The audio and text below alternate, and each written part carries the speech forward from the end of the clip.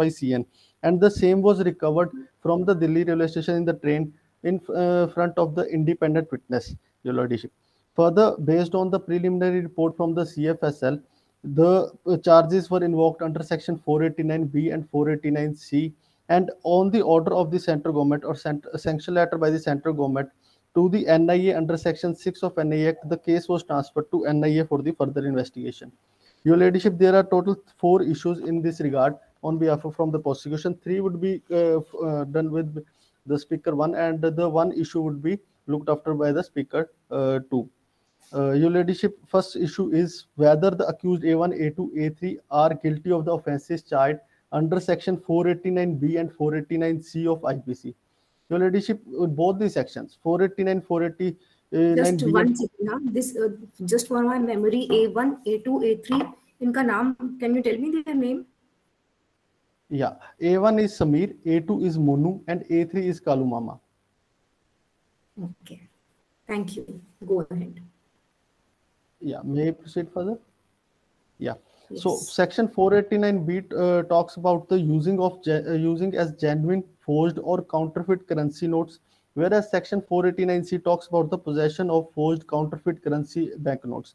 I would establish all the both sections ingredient wise in front of Your Ladyship, along with the corroborative evidence present in the present case. First of all, there should the main essential is that the note in question is a currency note or a banknote, and it was forged and counterfeited. Based on the CFSL report, Your Ladyship, it is clear that the notes recovered were fake currency, high quality FICN. Along with the admissions of the accused A1, A2, A3 before the police, they have admitted the same that they received from them from the accused 3 Kalumama. Accused A1 and A2 have admitted that. Further, the cold detailed records of all these accused A1, A2, A3, and A4 have proved that they were in constant touch with each other, and also the statements made by them told about their locations, from where they have taken the money, from they have traveled, and the cold detail records also signify their locations. So it was also proved by the GPS that they were followed the same map as they were told in the admissions. Further, accused second essential is that the accused knew and had reason to believe it to be the forged and the counterfeit. Your Ladyship, first accused A1 and A2 in the statement as a defense witness, they have said that they doesn't know about the contents of the bag. However, they said that they have received from them from A3. This clearly shows that all of the A1, A2, and A3 were interconnected. However, in the statements before the police, all A1, A2, and A3 have admitted that they were aware of the contents of the bag, and they were, as A1 has also said, he takes a commission of around 10% for delivering that notes from there to there. Further, A3 Kalumama in front of police has also admitted that he has received FICN from Sohail and received instructions for blast to reach the same in Pulwama. A3 in his admission also said that due to the sanctions by the government of India, they were in need of money.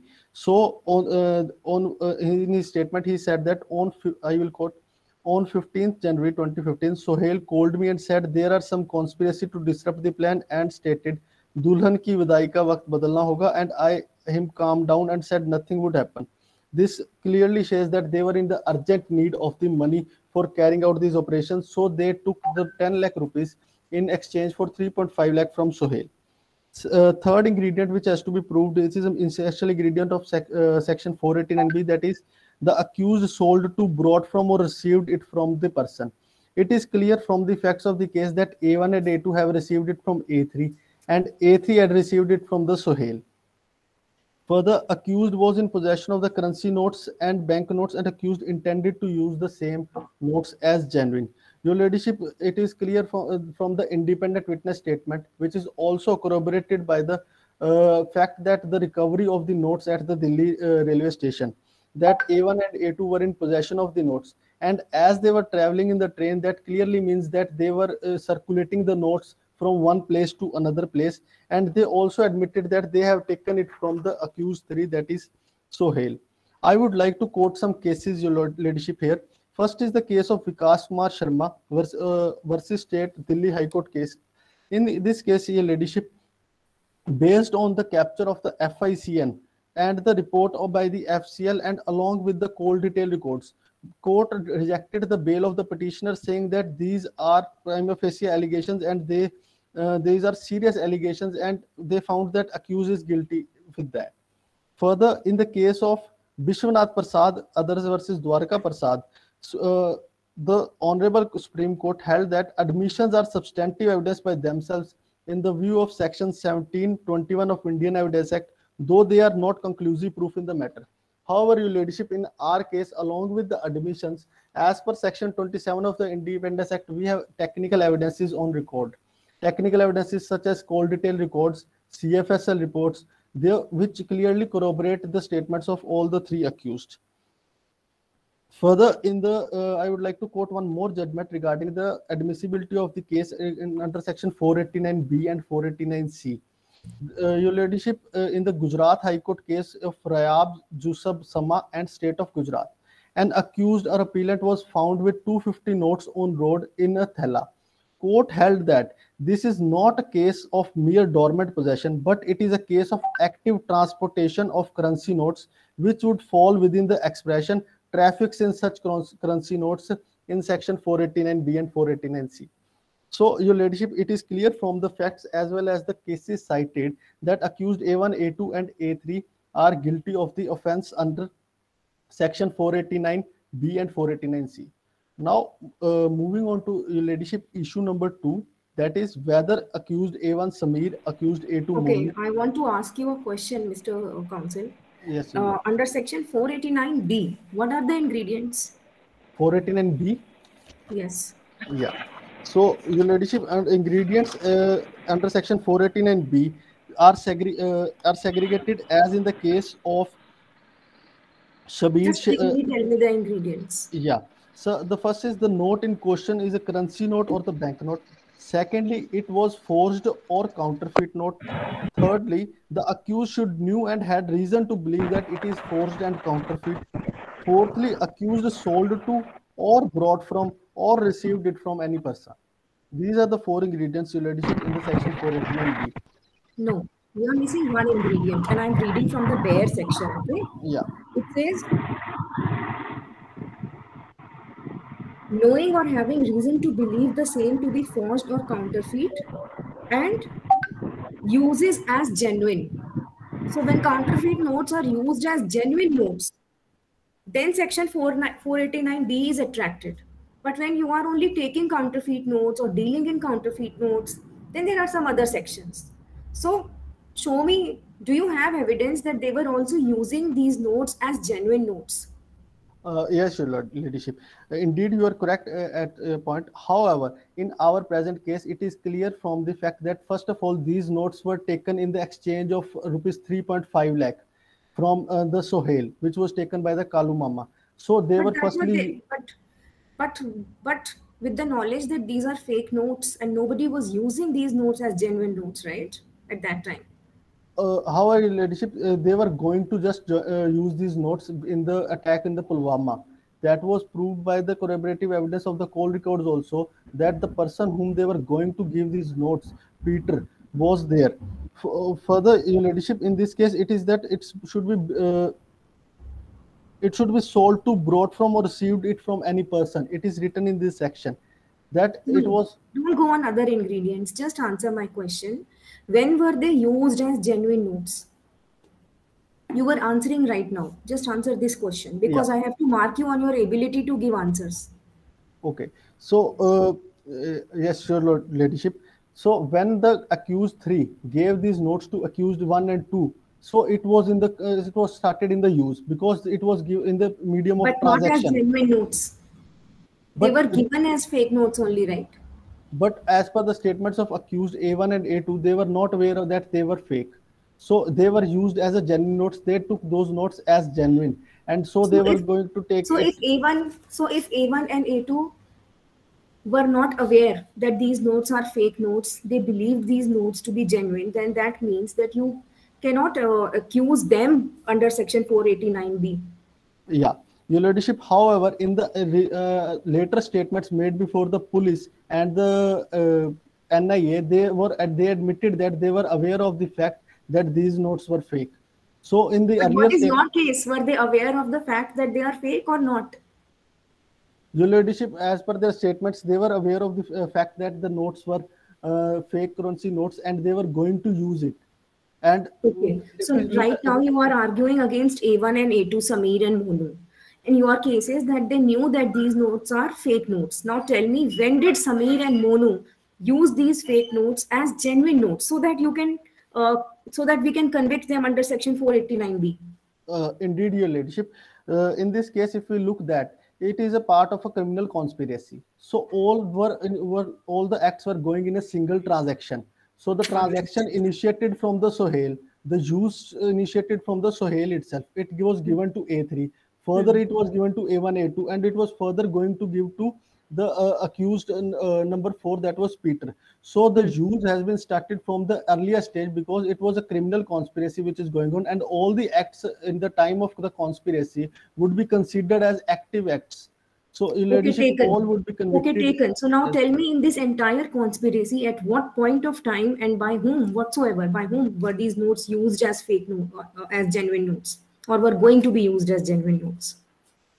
first of all, it was used by the accused number 3 to be used as genuine notes, and accused 1 to How? being carrying them is itself a sufficient evidence that they were using that notes and they were taking to use that notes to another person. They were in a part of transaction. However, transaction couldn't have been completed. Was this transaction meant to be completed in a way that these notes will be used as genuine notes?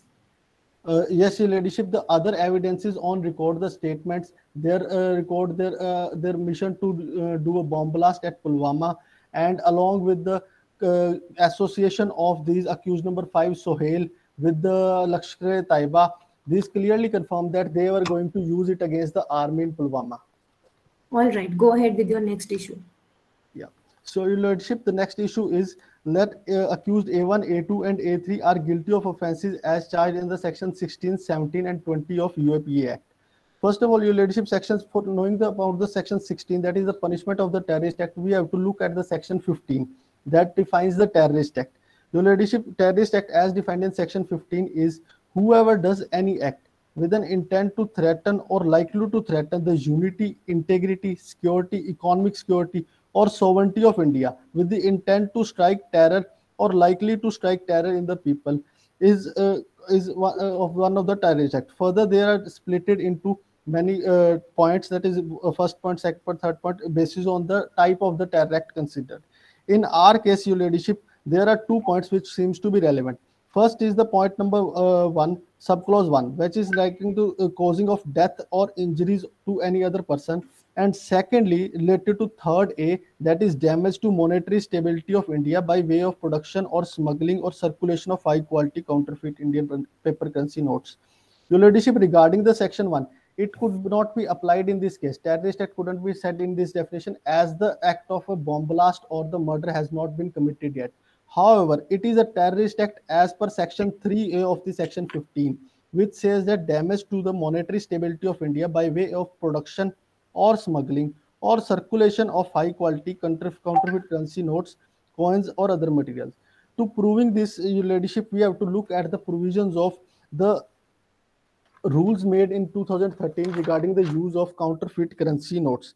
Your Ladyship, as per these rules, as soon as the FICN is held, so it is to be sent in CFSL. The same was done in our case by the police without any delay. However, Your Ladyship, I would like to say that there was one delay from the CFSL end side, that the report was to be given in 2 months. However, it was to be given in 15 days. However, it was given in 2 months. However, Your Ladyship, it is just an irregularity which could be ignored, because like in the case of Pulkari Kotya versus King Emperor, the Privy Council held that distinction between illegality and irregularity is one of the degree rather than of kind. The time period taken by the CFSL could be justified with the fact that the notes were 10 lakh and there are around 500 notes to be checked individually. How much of them note were fake and how much of them were collect. So that was time was easily assumed that it could have taken time in that. Further, Your Ladyship, in the case of Darbara Singh versus State of Punjab, Supreme Court rejected the the objection, the first of all case was that the accused was convicted under section 302 on the ground that charge 302 or 34 of IPC was not framed against him. So Supreme Court rejected the objection on the ground that appellant was unable to show what prejudice, if any, was caused to the appellant, even if the charge has not been framed. So irregularities are always admissible, your ladyship, and this is the mere irregularity in this case. However, the other part of section 15(3)(a) that contains the use of these counterfeit currency notes has been proved, your ladyship, here. So it clearly comes under the definition of the Terrorist Act, and section 16 of UAPA is applied here. Further, section 17 of the UAPA Act states that punishment for raising funds for the Terrorist Act. Your ladyship, I would like to put some facts of the case to prove that the money was to be used in for the purpose of the Terrorist Act and for the bomb blast also. So first of all, your ladyship, in our case, it is clear from the facts that accused A1 and A2 were captured in a raid by Special Cell Police Station with the FIC and 10 lakh rupees. So first of all, they were in possession of these money. Secondly, they were going to conduct the bomb blast on Indian army convoy in Pulwama, and the money was to be handed over to Peter. However, your ladyship, in this case, the police has the main evidence on record in this case is the admissions made by the accused A1, A2, and A3, which are to be considered under Section 27 of the Evidence Act, based on the reason that all these statements were corroborated by the technical evidence of cold detail records. As in their statements, they have told that the money moved from the location West Bengal to Malda, and from Malda to Delhi, and from Delhi it was to go to the Pulwama. So location of the Peter who was to take the money, as told by the accused 3, was confirmed by CDR. Location of the Kalumama was traced by the CDR. So every fact which they told in the statement about the location was proved true in this case, your ladyship. So hence section, further they were connected with the association is the Lashkar-e-Taiba also. Council 6 extension of time, your ladyship. Thank you. So next is the section 20 of the UAPA Act. Section 20 of the UAPA Act, punishment for being murder of terrorist gang or organization. So they were connected with the terrorist gang of Lashkar-e-Taiba, and they all accused 3 has admitted that they were in connection with the Pakistan and Bangladesh. Further, the Lashkar-e-Taiba, as per the first schedule of Unlawful Prevention Activities Act, has been declared as a terrorist organization, and their entire progress of the Terrorist Act comes under that, and section 20 also applies. So accused A1, A2, and A3 are also guilty under this section. The third issue, your ladyship, is that whether they were in the criminal conspiracy under section 120B and section 18 of the UAPA Act. For the essential ingredients of section 120A should be followed, and they are: first of all, there should be 2 or more persons, and there should be agreement between themselves. The agreement must to be caused to be, must do or cause to be done an illegal act or legal act by illegal means. First of all, your ladyship, from the facts of the case, it is clear that there are more than 2 persons. First of all, there was accused A1 and A2 who were caught at the railway station with the FICN. Secondly, there was accused 3 from whom they took money, and in their statements also they admitted that. And in the statements of accused 3, it is proved that accused 3 has taken the money from the Sohail, who was the accused number 5. There should be an agreement between themselves. So as per the agreement, they were carrying such a large amount from accused 3 to accused 1 and 2. And as per the statement of accused 3, the Sohail, accused number 5, was the main conspirator and has planned everything, and they all agreed to do that. So agreement was must be to do some illegal act or a legal act by illegal means. Your ladyship, the act both of the carrying the FICN as well as the conducting the bomb blast on the Indian Army convoy both prove that the act was an illegal act under section 489B, 489C, 15 connected with section 13 of UAPA. These all acts were in the purview of the illegal act. Further, your ladyship, I would like to point number 17.33 as written by the NIA in the charge sheet. It says that the analysis of the CDRs and the phone data of the phones seized from the accused Samir, Monu, clearly established their movement from Madhya Pradesh to West Bengal, and frequent telephonic conversation between Samir Kalumama and telephonic contact between Peter and Kalumama on 23rd February, just before the act, prove their association with the criminal conspiracy. Your Lordship, I would rest my case now here, and issue 4 would be taken up by my mother co-counsel. Ma'am, you're not audible, please. What is your issue number 4? Issue number 4 is regarding the section 121, 123, and 201 of IPC. Applicability of these sections on accused one, Samir, Monu, and Kalumama. Okay. Okay, fine. Before moving ahead, Mr. Courtmaster, let us introduce our co-judge, Mr. Ramesh Luthra also. I'm sorry, because of some technicalities, I couldn't join in time. My apologies. Fine, sir. Good morning, everyone. So, we have Honorable Ramesh Luthra sir with us. He'll be judging our competition. He'll be co-judging our competition. He has a experience of more than 30 years and he practices in criminal and civil litigation. We are very obliged and happy to have sir here. Welcome, sir. Okay, I think now the next speaker can start. Much obliged.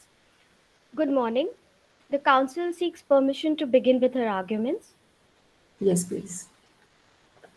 It shall be submitted before this honorable court that the counsel would be discussing on the charges framed under sections 121, 123 of the Indian Penal Code that are dealt under chapter 6, and further section 201 that is dealt under chapter 11 of the Indian Penal Code.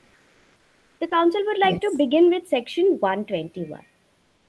Section 121 talks about waging war. The essential ingredients for the same would be waging war or attempts to wage such war or abets the waging of such war.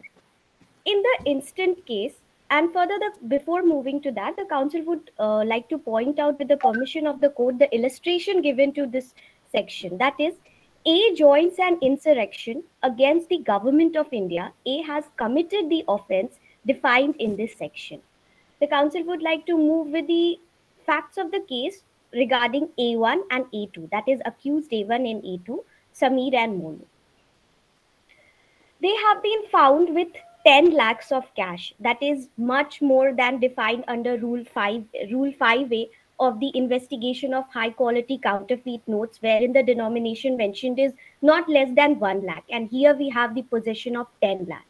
Further, the travel records show that their travel to destinations together, A1, A2, and A3, have been traveling to similar locations, that is in the neighboring unfriendly states. That would be admissible under section 61 and 62 of the Evidence Act. Further, the call records show their planning. That would be admissible under section 65A read with 65B of the Evidence Act. Again, A3, that is Kalu Mama, in his statement has said that they were members of an organization having links with Lashkar-e-Toiba. The counsel would like to submit that all these form a chain of arguments that are conclusive proof and have been corroborated by the evidence on record to show that they were intending to wage war, as there were attempts. They had the cash, as the accused A3 has said they were going to give, purported to the agency, that is Lashkar-e-Taiba. They had made an attempt and they were already in circulation, as they had already taken possession and started to move forward with that currency. Thus, this established the essential ingredients of this section. Further, accused A3 under or abets the waging of such war. Accused A3 had been working with the organization All India Youth Organization, and therein they were planning to move forward with such terroristic and heinous activities that are detrimental to the security and integrity of India, for which this chapter exclusively talks about. Chapter 6, the Council would like to point out that the necessary sanctions requisite for dealing with offences under Chapter 6 of this provision, that is the Penal Code, as has been described under Section 196, Subclause 1 of the CRPC, has already been obtained by the prosecution under the No, before sanctions. you move ahead, I have a question, Ms. Counsel. You are saying that the accused persons are guilty under Section 121 of the IPC because they joined an insurrection against the government of India. Indeed, Your Now, Lordship. tell me, what is the meaning of insurrection? So insurrection, A joins an insurrection. The words has to be read conjoined with all the other words in the following section. It cannot be dealt separately. Insurrection means activity that would be insurrecting, that would be going against, and that would be causing an affray in the much aggravated sense, and that would be not be confined to one set of actions that would be leading to the security and against the government. However, in the instant case, it has to be read along with all the provisions and the ingredients of the section. The word insurrection cannot be read separately, and thus though it can be said that they were not directly within the particular meanings of the section or the meanings of the word or the ambit, they were definitely under the meaning of the section. And then they were abetting, they were attempting, and further they have progressed with the section, with the ingredients of the section, that they would be confined within the meanings of the section. So, what is the meaning of the section in which they are coming? The meaning of the section, as chapter 6 talks about, of offences against the state. These offences are purported to secure the security of the state. The section 121 talks about waging or attempting to wage war or abetting waging war against the government of India. War is against the security and stability of the country, to nip in the bud, to protect it at the very initial state, that is for which the ingredients of the section form towards, and that is what the ingredients of the section secure. In the instant case, there were particular actions, there was this cabal nexus wherein they were going towards forming these actions, and that would lead to one particular instance, that would lead to one particular stance that would be detrimental to the security of India. That would be the attack. What is that one particular instance? That one particular, much obliged. The one particular instance would be the attack, the Pulwama attack that they would have been going. Further, the nexus. Okay. Now tell me something. Sameer and Monu, A1 and A2, were they even aware that there is going to be, they are participating in something leading to an attack? Much obliged, your ladyship. Point out from the evidence. Indeed, your ladyship, this can never be negated that they were not aware. The council, with the facts and circumstances, along with the co-council, has been establishing that they were nowhere not aware, so they could not be left. They were part of the organization since 2013, as has been stated in the fact sheet. I am asking you to point from the proof that you have got with yourself, your mood state, the mood problem that you got. Point out, where can you show me that Sameer, Monu in the first place, and after that show me about Kalu Mama, that they were aware they are participating in a bomb blast or an attack? Indeed, your ladyship, as has been stated in the fact sheet, in their statements before the police, they have admitted that they knew each other. They were working for the upliftment of their sections. Further, it has also been stated that they were planning towards something such as, in their statements, दुल्हन की विदाई का वक्त आ गया है, दुल्हन का सेहरा, दुल्हन को सजाना पड़ेगा. Such statements, and further the FIR lodged before them in one particular instant also suggests that they did not have clear conscience, and that was not one good, they were not working with bona fide intentions. They were working towards the negative, they were working with negative intentions, and these intentions, the bomb blast, as has been stated in the statement of accused A3, that they were planning a bomb blast. The interrelation of A1 and A2 with A3 is itself a proof that they knew each other and they were planning towards each other with this activity, that is the bomb blast. though they have not clearly accepted it, and they have not clearly in explicitly words stated they knew अपना about the account खोल bomb दे, blast. मेरे But वाले में however, in the instant case, all the facts portray towards one thing, that is their interconnectedness, that is their relation with one another, and that is what points towards the bomb blast. Further, the eviction of accused A4, that is Sohail, and the death of Peter, that also show that they were hiding something. They were leaving behind, and they were hiding because they did not want their plan to go out of the leak. They were planning towards such a thing that would be very heinous, and that was the Pulwama bomb attack. If it Uh, satisfies, so indeed, your my lordship. my query is, the statement made before the police, is it admissible?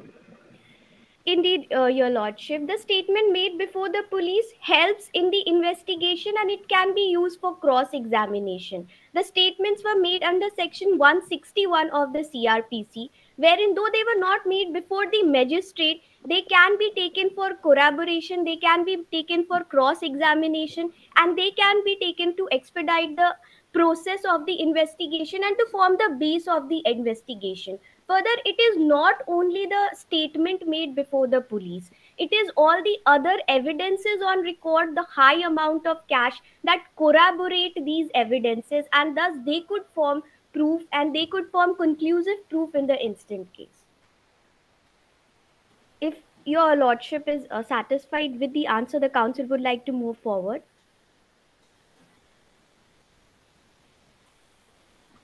May I indeed, much obliged, your lordship. All right. Your ladyship, shall the council move forward? Yes, please. Much obliged. After section 121, the council would like to move forward with 123. That is concealing with intent to facilitate design to wage war. The ingredients would be an act, any illegal omission, conceals the existence of a design to wage war, intending by such concealment or knowing likely. In the instant case, there has been an act of carrying the counterfeit currency, that is the act. Further, section 123, read with sections 32 and 33 of the IPC, shall establish that such acts done shall amount to illegal omission, because they were a series of acts and they were in combined one interconnected relation. As stated in the confession by Kalu Mama A3, there has been a plan which both A1 and A2 were concealing. It shall be brought forth before this honorable court that there was this planning going on since 2013, and for 2 years these people have been planning, and they have been executing plan against the security and integrity of India. These are not just vague words on part of the prosecution. These have been established by their very statements, by the statements of the police officers. Further, the independent witnesses before whom these fake currencies have been taken, they have been procured for them. Further, the search and seizure of Kalu Mama, wherein details have been found, wherein bank statements have been found. Further, the call records, and further the evidences, the documents that they have been procured from them, that is the SIM cards that did show the call records and the nexus, the mobile phones. Carrying such amounts of such evidences would themselves portray that they were planning on something. A common man with bona fide intentions would not have all these evidences, all these procurements at one place at the same time, and thus even at the public place wherein they were obtained, wherein they were arrested, that is a railway station, planning something into them on part of the police is not possible. Further, the procurement of currency notes in a hidden cabinet in their bag is themselves the fact that they were intending to facilitate and design. They were having these necessary requirements, that is the cash, the extra amount of cash, and that to counterfeit currency that would be detrimental for the economic stability of the India if these are brought into flow with the current currency notes. Further, the SIM cards that have been using by them, their nexus with all the country specifics, wherein such terroristic activities are apprehended and such terroristic activities are seen forth. The details, the documents, the government agency reports portray such terroristic apprehensions in such certain countries, and such countries their nexus was found. Further, the planning of traveling on the same dates, as has been established by the call records, admissible under Section 65A and 65B of the Evidence Act, pardon. Thus, they would establish that they were attempting to wage war, and the waging war, the act of war, the final act would be the Pulwama attack. Thus, the ingredients of this specific section is established under the in facts and circumstances of the instant case. If the court permits, the council would like to move forward with the next section, that is section Uh, 201. Just a minute. Once again, I would request you to just point out 1, 2, 3 in short. What is the evidence for an attack? I understand about the fake currency recovery and all. With that, connecting recovery of a fake currency, connecting to a bomb blast, what is the evidence? Specific evidence 1, 2, 3, 4. That's all. The first would be such counterfeit currency, that is huge amount for supporting any attack. The second would be the statement of accused A3 Kalu Mama, which specifically states that they were planning attack. They were going to plan attack and they had links with Lashkar-e-Toiba. The third would be the the third would be the recognition by BSF force of A4, that is of A5, that is Sohail, accused A5 of Sohail, at the bordering areas at the particular time when they had received the cash. That was a plan for receiving the cash and exchanging the currency. And the fourth would be their intent of working together. The council seeks permission for extension of time. Your 2 minutes. Indeed, much obliged, your ladyship. No, So the fourth would be just a minute. Was the A5 resident of that place where he was moving around the border area? Otherwise suspect. Much obliged, your lordship. It was otherwise. The accused A5 was not resident of the border areas and was residing in a different part of the country, whereas on that particular dates, the travel records and the call records show All right. that they were moving in that Got it. particular Yes. areas. Yes, Justice Manisha ji, please. No, I have no question. I just, we have given 2 minutes to continue. 1 minute is left. Much obliged, your ladyship. The council would like to establish the last section, that is 201. That is causing disappearance of evidence or giving false information to screen offenders. The ingredient specifying this would be hiding the currency notes in safe chain, concealing the same, as has been pointed out by the council, and then further giving the false statements. Further, the contradictory statements, that at one instant before the police they admit that they have been receiving these notes, at the other instant they say that there was nothing wrong and they did not know, they did not have any knowledge. Sans knowledge they are not guilty. It shall be submitted that they did have knowledge that these were counterfeit currency notes and they have procured them for that particular activity, that is waging war. This section talks about false offenses against false evidence and offenses against public justice.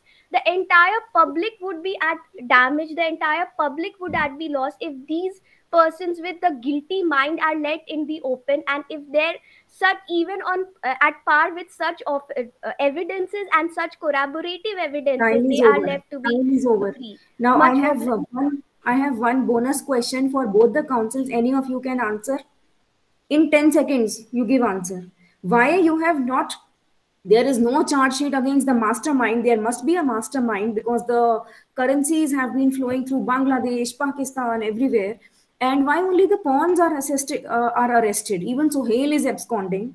Why are you playing the game on pawns only? 10 seconds. Much obliged, your ladyship. The council would like Please. to answer that these are not just pawns. The pawns are the acting personas Further, the mastermind, that would be the instant case, could only be arrested by these, by asking questions to these, and by bringing them under charges, and particular questions to them. Further, the prosecution can never go against, and the investigation agency can never go against the tenets of the criminal justice administration, and all their rights, along with the rights guaranteed to them by the CRPC, has been discussed and has been taken care of. And that is why they have not been brought under police pressure to procure evidences from them. It has been done according at par with the law and justice. Further, the mastermind in the instant case, that is not these are not just mere pawns. They were also part of an organization, and they have been working there since 2013. Got your answer. Got your answer. Thank you. Much obliged, your ladyship. The council would request for a prayer. No, we have your prayer.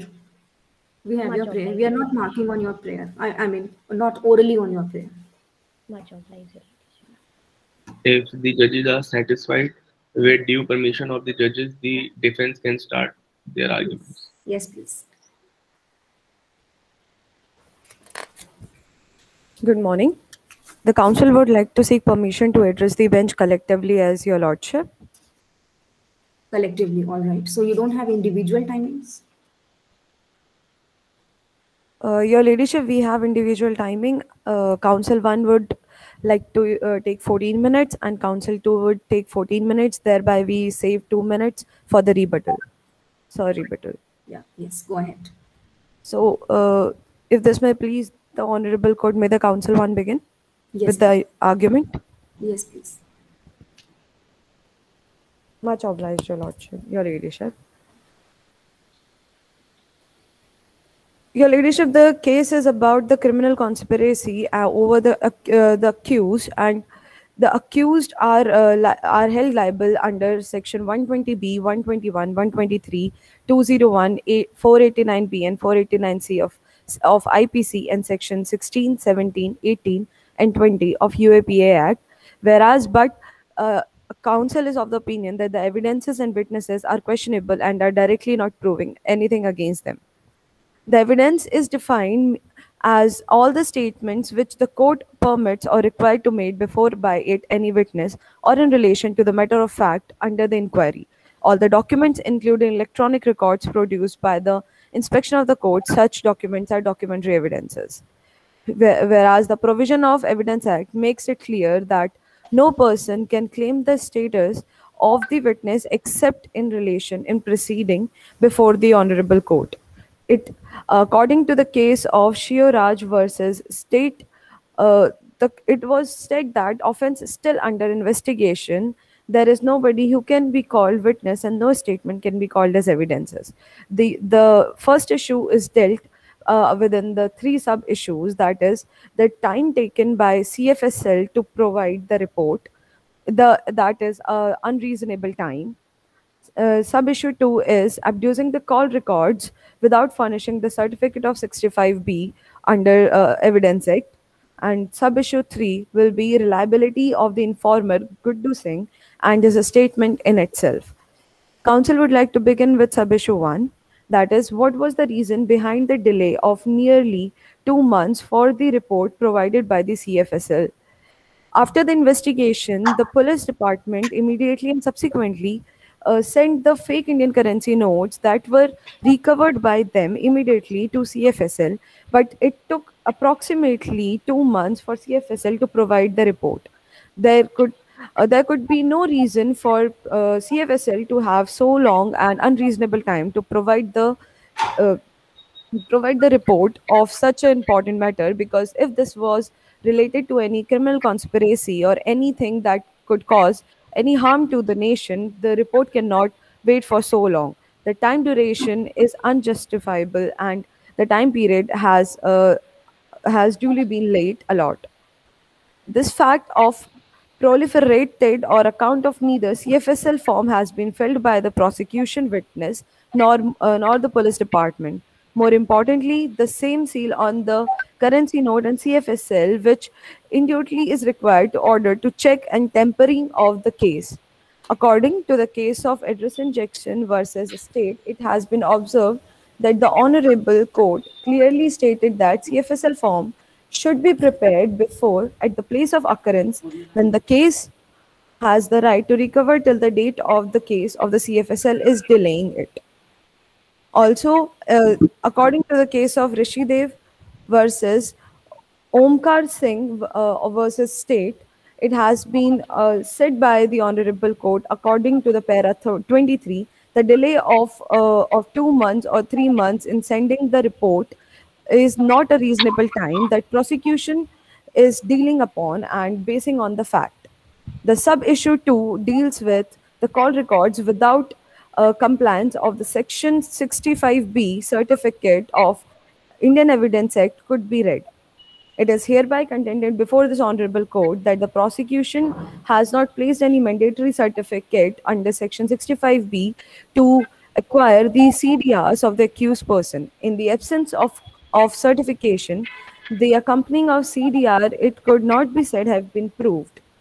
Also, in the case of Anbar PV versus RK Bashir, it has been held that the first and foremost requirement to regard the CDR is the procurement of the mandatory certificate under Section 65B of the Evidence Act. Sub-issue 3 deals with what is the reliability of the informer Guddu Singh and his statement in itself. The first and the most important thing that counsel would like the court to refer the FIR where it is stated that the Guddu Singh, the age of Guddu, date of birth of Guddu Singh was mentioned as 5th of March 1993. Whereas in his statement in Exhibit 6, it is clearly mentioned that the heading with the police department mentioned his age as 38 years old. And in his statement, he is mentioning himself as 28-year-old person. If we look through the date of birth, that is from 1993 to 2015, his age comes to year 22. So there is no reliability over his age. So this can also cause a lead to the identification of the informer. If the informer is not right and if the informer is correct, the police department is causing such a huge mistake in only mentioning about the informer. How can we rely upon the investigation done by the police and taking a lot of time by sending the fake Indian currency note to the CFSL and also could not temper it. In the case of Rajasthan versus Srimati, Kalki and another, it has been observed that court under in the deposition of witness, there are always normal discrepancies. Counsel would like to move to the issue 2, where it was mentioned that... Before you move to issue 2, tell me something. Despite all the delays and despite all the facts, you are saying that we cannot believe in investigation. But then even A2 and A3 themselves have stated what they were doing. They were taking fake currency notes. They were hiding in secret pockets. They were using phrases like "दुल्हन को सजाने का वक्त आ गया है," "दुल्हन की विदाई को रोकना पड़ेगा." So what about their statements? Indeed, your ladyship. All these statements were not given by accused 1 and 2. It was given by accused 3, where he was dealing with further leads as accused 4, accused 5 Sohail. Also, if it is about they were carrying the amount in the secret cavity, it is clearly mentioned in both of their statements that they were not aware that what are they carrying. They clearly stated in their statement that accused 3, that is Kalu Mama, handed over them a bag and asked them to deliver it to bring it to New Delhi railway station, where they clearly stated that they were not aware that they're carrying fake Indian currency notes. So according to their statements and statement of Kalu Mama, it is clearly said that they haven't, they have no knowledge about it. All right. Please proceed. What could be the purpose? Had they disclosed? If not this, then what could be their purpose? Your Lordship, it was stated in their statement that they were carrying for a good purpose, and for that purpose, they were working for a youth organization where they were helping them and working for them out. But they have also... Yes, please, Mr. Luthra, you want to say something? Certainly, this was not a legal means. So how could there be a good purpose? Your Lordship, they were not aware about that these notes are fake Indian currency notes or they're the carrying thing. So, basically the case is about fake Indian currency notes being carried for bomb blast, purpose of bomb blast. But accused 1 and accused 2 were not informed about the bomb blast, so they had no mens rea for bomb blast. They were just a means to carry the thing from one place to another. All right. May the council proceed, Your Lordship? Yes, yes, you may. Yes, please. Much obliged, Your Ladyship. The issue 2 is whether the accused are guilty under section 121, 123 and 120B of Indian Penal Code 1860. It is humbly contended before this court that counsel should initially be dealing with the charges of 121 and 123 of IBC, thereby proceeding to 120B. This issue is dealt in two sub-issues, whether accused are not guilty for waging war against the government, and sub-issue 2 are not guilty for criminal conspiracy. Section 121 of Indian Penal Code 1860 stated that whoever wages a war against the government of India, attempts for such war, abates for waging a war, shall be punishable with the death or imprisonment of the life, shall be liable for the fine under section 121. The following considered are the essential for the element: waged a war, attempt a war, abated the war, or war against the state. If these are the elements fulfilled, then the accused will be held liable. So accused 1 and 2 were not the part of waging a war, attempt to war, or abate the war because they were unaware about the act they were performing. According to section 123, whoever acts by the illegal omission conceals the existence of the design of the waging war against the war and the government shall be punishable for the imprisonment and could for the description of the term and may be extended for the 10 years and shall be liable for the fine. Also, in the case of State versus Mahmood Iqbal, it was held that there can be never direct evidences regarding the fact of waging war against the government of India. Also, in the case of State of Gujarat versus Shahnawaz Abdul Ghaffur Bhatt, that in the incumbent of the accused to show what the object and the means of the act done were, but duty of the prosecution. The issue 1 is whether the issue 2. So issue 2 is whether the accused are liable for criminal conspiracy or not. It can be clearly stated under section 120B, which is defined by one extension. May I ask for the extension, Your Lordship? 2 minutes. Much obliged, Your Ladyship. The criminal conspiracy is an offense punishable under 120B, which is defined under section 120A of IPC, when 2 or more persons agrees to do or cause any act, an illegal act, an act that is illegal by the means. According to the Ram Narayan Popli versus Central Bureau of Investigation, the court laid down several aspects of the criminal conspiracy: an object to be accomplished, a plan or a scheme embodied, means to accomplish. But in the case, it is clearly stated of the case that Maharashtra versus others versus Somnath Thapa, it was said that the charges will be framed only if the person are aware of the co-conspirator and motives. In the given case, the accused 1 and accused 2 were not aware about the motive because they were never informed about it.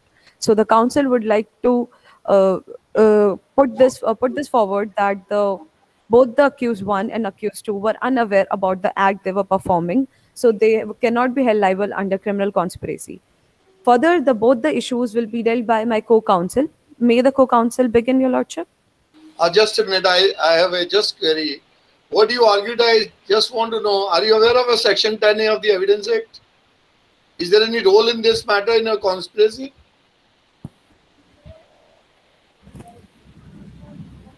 Sorry, Your Lordship. Counsel would like to No, plead no, ignorance. no. May the counsel to begin, Your Lordship? Yes, ma'am. Yes, please. Indeed, Your Lordship. May the counsel begin, Lordship? Yes, please. Counsel goes before the bench. May it please the bench. This is the counsel appearing on behalf of respondent in case of State versus Samir and others. If it may please the bench, may the counsel refer the bench collectively as your Lordship. Yes.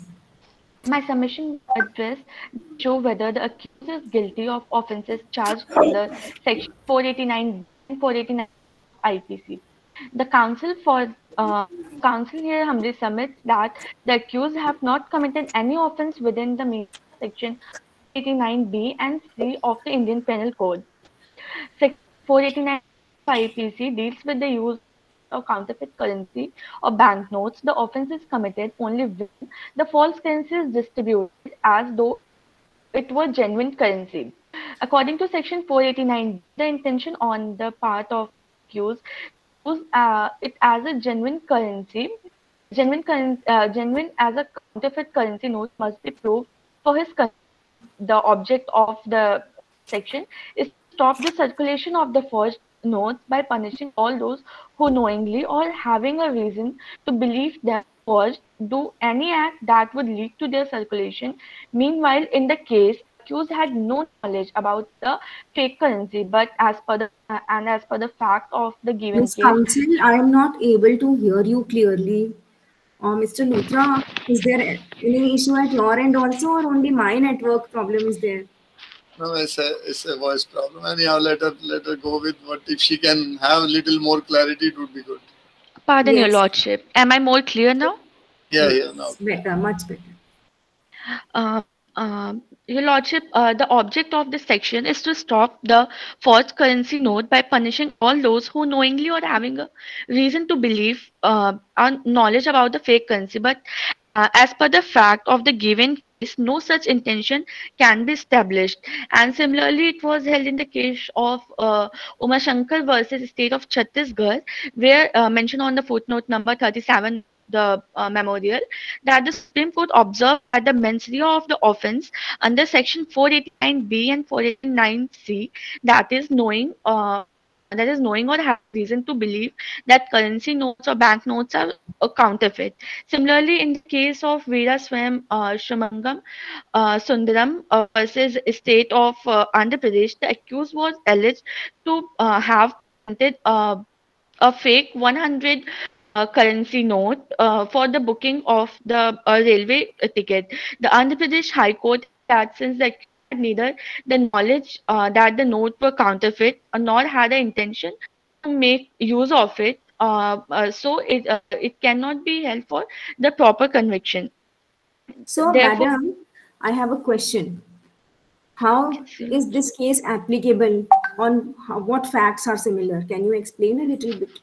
Yes, Your Lordship. As per in this case, here accused, which is Monu, Sameer, and Sameer, they have no knowledge that the currency is counterfeit, and they have to use it for any false purpose. Also, Your Lordship, till now there's not any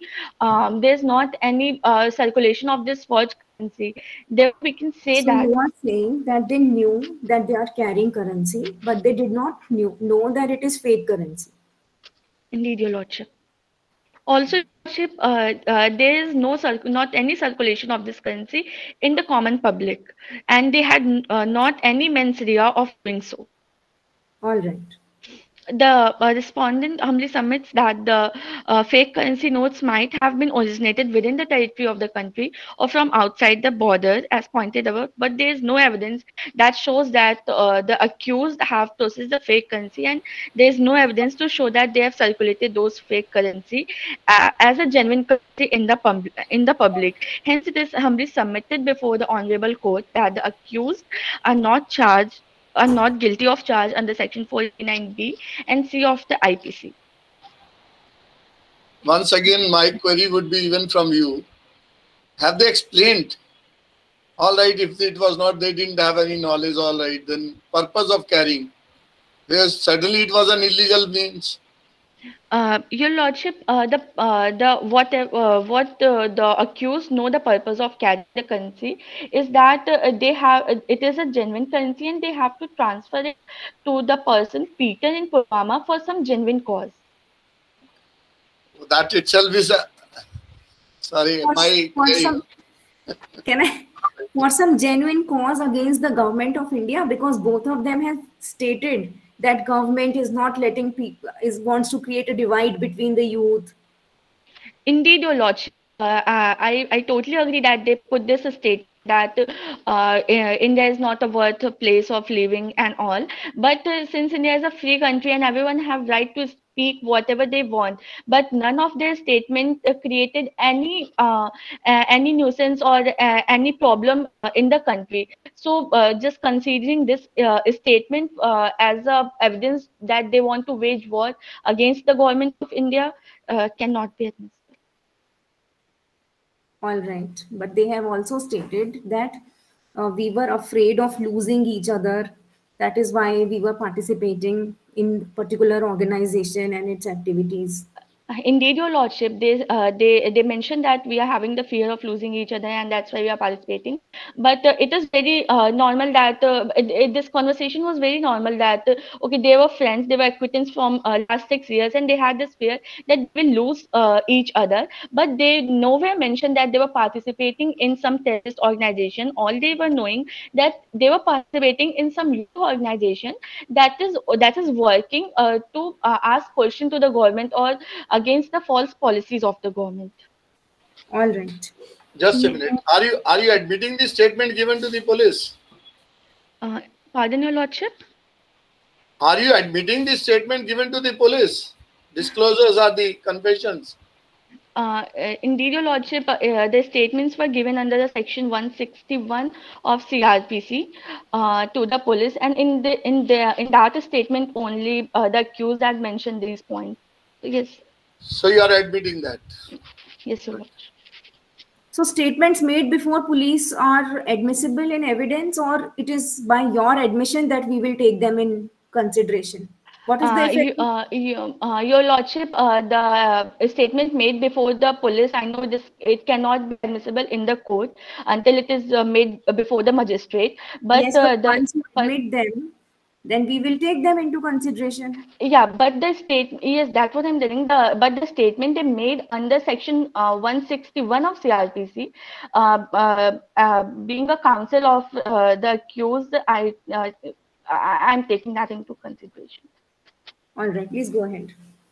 My next submission will address the issue whether they are liable under section 16, 17, 18 and 20 of UAPA 1967. It is humbly submitted before the Honorable Court that accused are not liable under the section 16, 17, 18 and 20 of the UAPA. The accused do not belong to any terrorist gang or organization, as there were no record found earlier on their belongingness in this terrorist activity. Mere possession of the fake currency cannot prove their conviction for their involvement in terrorist gang.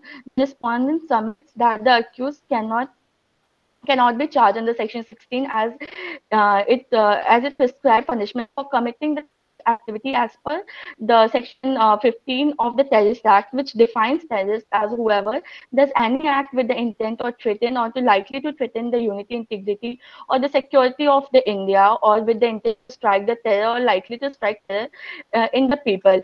But there has not been incurred any threat to the country in any means in this case. For example, the bomb blast was not performed. Also, Your Lordships, in the case of Jyoti Church versus State of Maharashtra, mentioned on footnote number 41, the court interpreted that the possession of the particular social or political philosophy would amount to offense, though such literature is not expressly or specifically banned under any provision of the law, and is a shocking proposition in a democratic country like us. It is essential that the UAPA is a stringent law and which establish a liability in cases of terrorism, impose heavy punishment, and hence cannot be liberally constitute to conviction of a person. The council admits that while the fake currency was in the accused position, the intent to commit a terrorist activity cannot establish by this. The same requires mens rea for harming the nation's security and integrity, which cannot be inferred here. All this circumstantial and documentary evidence do not prove the case beyond reasonable doubt, and hence the accused cannot be held liable under the provision. Hence, humbly submitted before the Honorable Court that the accused are not liable under the given section of UAP.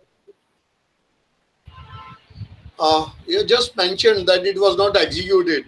Is that conspiracy, unless it is executed, will that not be an offense?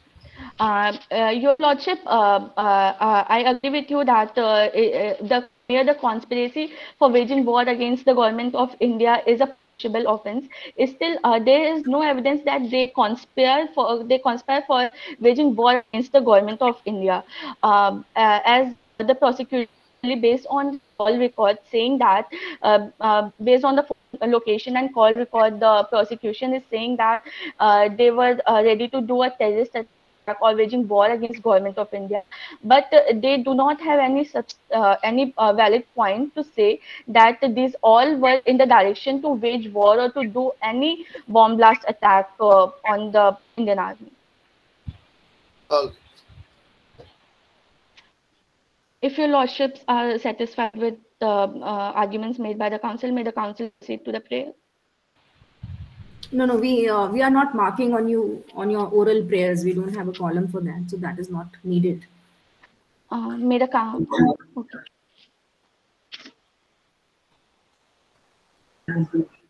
Do your lordship have other question, or may the council begin with the rebuttal question? Mr. Courtmaster. I have no questions. If the dais have no questions, we can go for the rebuttal. Please. How much time is fixed for rebuttal? 2 minutes. 2 minutes. All right. So who will do rebuttal first? You want to ask rebuttal questions in 2 minutes? If prosecution do not have rebuttal question, may I proceed? We do not, pardon.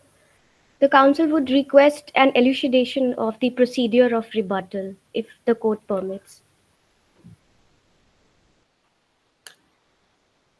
Mr. Courtmaster, what are we supposed to do now? What is the procedure now?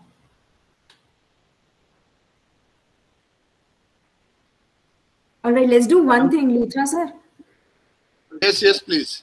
Because Courtmaster, we can't listen to Courtmaster right now. Yes. Ma'am, with your due permission, we can give 5 minutes for the rebuttal. For rebuttal? Yes, ma'am. If they want to do. Okay, so prosecution and defendant and the defense have stated their cases. Now, defense case is over. Now, prosecution can have 5 minutes for rebuttal, and then defense can have 5 minutes of rebuttal. Yes, rebuttal, ma'am. Yes, they can have. Yes, they can have 5 minutes for the rebuttal. Manishari, they can have 5 minutes for the rebuttal. Rebuttal would be only with the prosecution or again with the... I don't think that... Your Honor, 5 minutes for the prosecution and 2 minutes for the rejoinder. For the rebuttal, 2 minutes.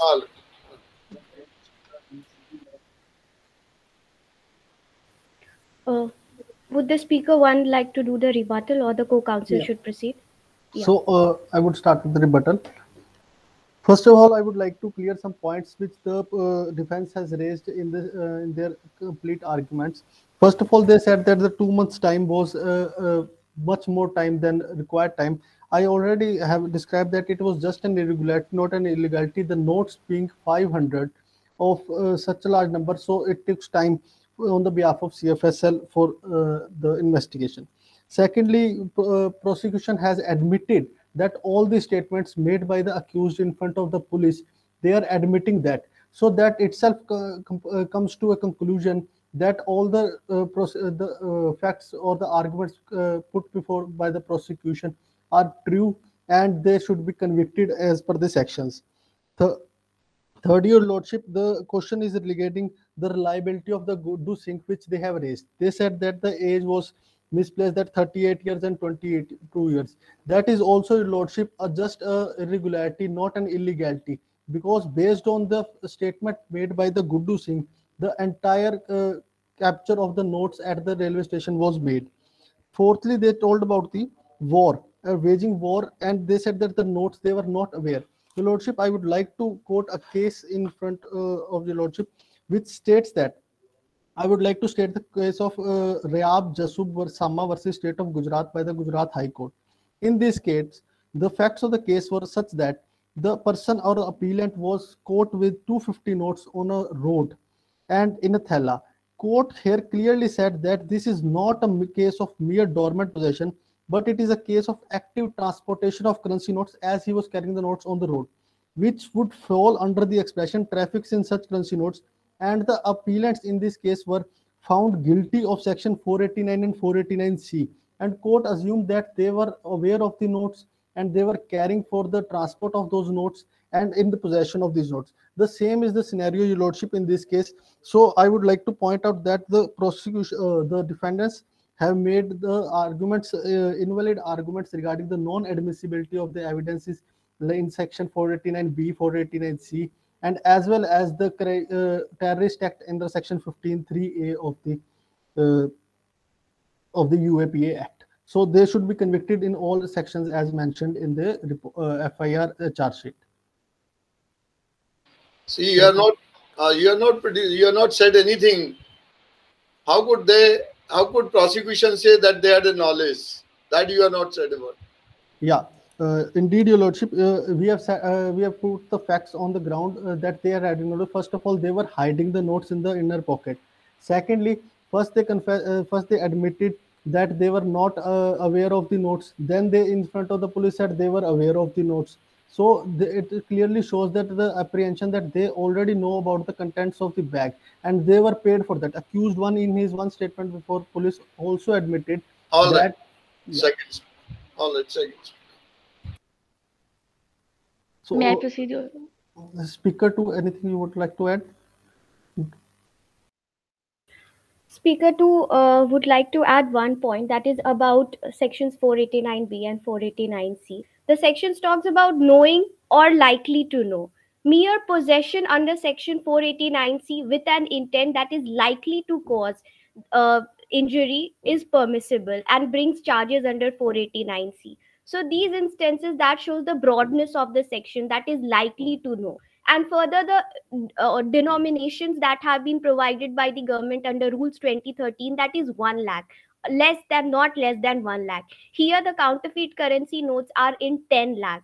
That such huge counterfeit currency notes itself bring a charges. Further, the point of the defense that they were for an organization. If they had bona fide intentions, they could have debited it in the bank account and used have through a generalized bona fide channels.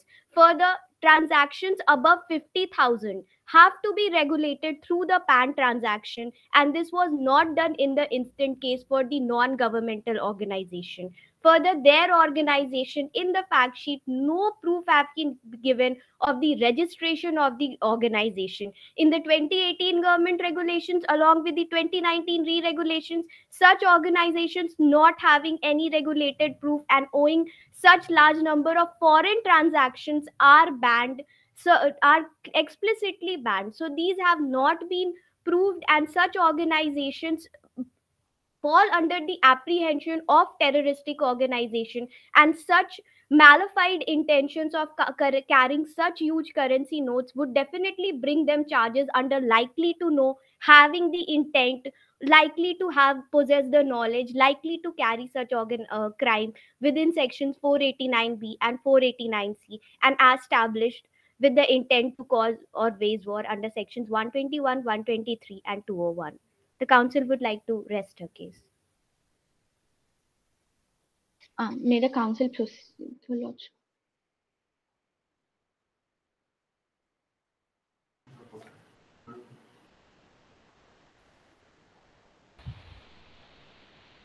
Defense can start. Much obliged, Your Lordship. First of all, I would like to point out the case which the speaker one mentioned, where he clearly said that there was a term that the court mentioned that they were aware of the currency, whereas in the present case, there's nowhere mentioned that they were aware of the currency. Also, they in this present case, there is no intention. There is not mentioned anything about the intention that they were carrying these notes with any intention. Also, at Delhi railway station, police did not recover anything regarding that there were any foreign transaction of the fake currency, like they not received any check or anything. So how can the council, how can the prosecution say that they were convicted under this these section? Also, my question to the prosecution is that why the prosecution delayed in the testing of the counterfeit currency? Because as in the proposition, it is clearly mentioned that they sent the fake currency notes to CFSL, but they nowhere mention that when they send it, even it is not even mentioned that they immediately send that note to the to CFSL for testing. So why there was such a huge delay? That they caught the currency on 25th February 2015 and they received report in April. So can the prosecution explain this delay? Also, there were no report provided by CFSL regarding the counterfeit currency. So, what is the explanation of the prosecution on that? Also, Your Lordships, there is no any strong argument that prosecution made that all the chain of events took place was regarding waging war against the government of India, or what is that one point that made them realize that it is for the bomb blast to took place in Pulwama? Counsel, rest the case. All right. Counsel from the prosecution seeks permission to respond to the questions raised by the defense counsel, if you allow, Your Lordship. And there can't be endless process. Sure, Your Lordship. That is what in fact, I was surprised that even the defense got the time for rebuttal. Anyhow, court master permitted, yes. With due permission of the dais, we can conclude this session. Yes, please. The judges are requested to please give the marks to both the teams and please send these to the email IDs. All right. Just court master, can I have a team code? I joined little late. So, sir, can you pardon? I joined little late. It was because of technicalities, I couldn't join in time. Sir, the team code is 577 for prosecution and 531 for defense. 531 for defense. 531 for defense. All right. Thank you. 531 for defense and 577 for prosecution. Got it. Okay. Got it. Thank you. Okay. This is to be posted at marks to be posted at the email IDs through which we have sent you the memorials. Sir. All right. All right. Or you can also WhatsApp it. All right. Thank you. Thank you so much, sir.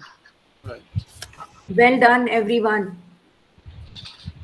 All made very good attempt, and I think they are going to be the assets for the bar. Yes. And maybe some of them we may see at bench. Yes. Good luck to them. Thank you. The participants Thank you can very much, leave, sir. and there is a very gentle request to the judges to please stay for a while. Thank you, sir. Thank you, ma'am. It was a pleasure arguing before this court. Thank you. Thank you, Manisha ji. Thank you. Thank you. Thank you, sir. Thank you. All right. Thank you, sir. Thank you. Thank you for giving us an opportunity to be with you, I'll say. Manisha ji, आपकी vacation को हमने थोड़ा सा disturb किया। ये देखो नहीं, मैं आपको मेरे फेस से लग रहा है कि मैं डिस्टर्ब्ड फील कर रही हूँ। That is the window. अच्छा, दिख नहीं रहा यहाँ से बाहर। बहुत अच्छा व्यू है। आप अभी कहाँ हैं? जोधपुर, जैसलमेर? जोधपुर। अच्छा, Jodhpur. Thank you ma'am. RP sir, आपके साथ बेंच होल्ड करके मजा आ गया सर। मैंने भी सीख लिया आपके क्वेश्चन से। Always we learn from others, even from the students. Yes. That we always learn. It's a continuous process, and I am obliged for such a view. You have shared your view, and I am grateful. Thank you, Sir, sir. it was a learning Thank you. experience for us also to listen you and your questions. Thank you so much, sir. All, I think it's pleasurable moment for all. Thank you. Thank you, sir. Thank you, sir. Thank you, sir. Thank you, ma'am. Thank you. Bye bye. Can we leave now? Yes, Yes, yes, sir. yes. Yes, sir, please.